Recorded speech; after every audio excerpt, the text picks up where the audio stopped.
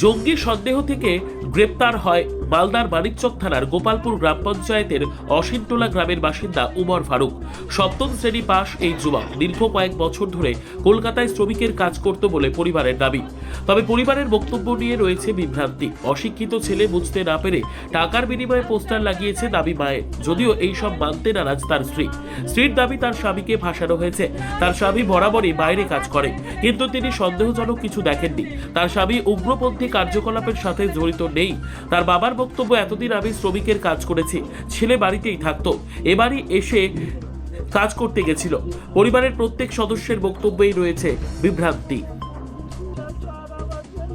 বলছে স্যার আমরা কি জানি, আমার ছেলে লেবারি করতে যাচ্ছে, খেটে খায় স্যার, অল্প সময় লাফা কী করেছে না বলতে পারছি না স্যার।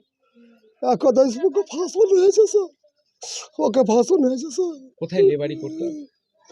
যখন যেটা বলতো কলকাতা করতো স্যার। কতদিন ধরে করে কলকাতায় লেবারি? ওই 7-8 মাস থেকে করছি। এর আগেও তো থাকতো? হ্যাঁ স্যার, কত বছর ধরে কলকাতায় থাকতো আপনার ছেলে? মোটামুটি 1 বছর থেকে স্যার। না, 6-7 মাস থেকে বাড়ি আসতো আবার যেত, বাড়ি আসতো আবার যেত।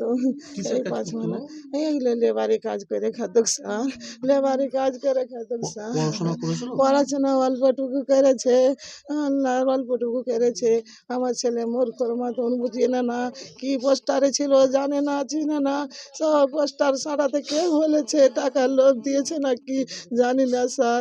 ওই পোস্টারে সাটিয়াতে যে এরকম আতঙ্কবাদীতে আমার ছেলেকে ফাঁসিয়ে দিয়েছে স্যার। আমার ছেলে কিছু জানে না স্যার। তোমরা